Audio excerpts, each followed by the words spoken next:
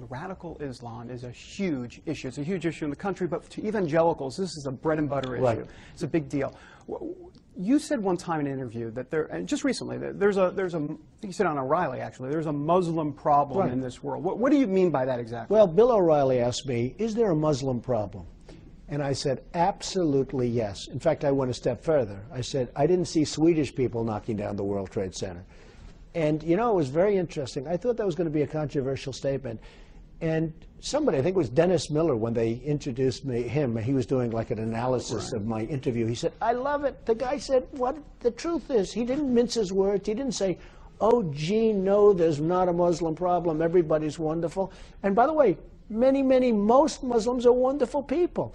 But is there a Muslim problem? Look what's happening. Look what happened right here in my city with the World Trade Center and lots of other places. So I said it, and I thought it was going to be controversial, and actually it was very well received. I think people want the truth. I think they're tired of politicians. They're tired of politically correct stuff.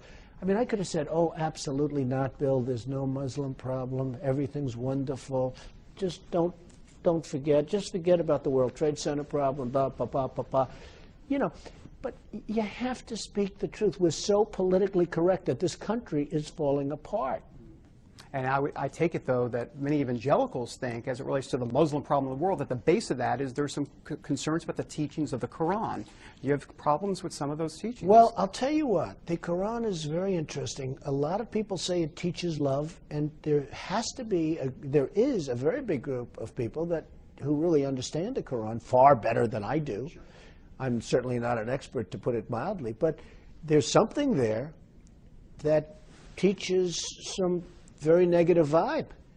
I mean, things that are happening, when you look at people blowing up all over the streets of some of the countries over in the Middle East, I mean, just, you know, blowing up a supermarket with not even soldiers, not even ours, just people, where 250 people die in a supermarket that are shopping, where people die in a store or in a street.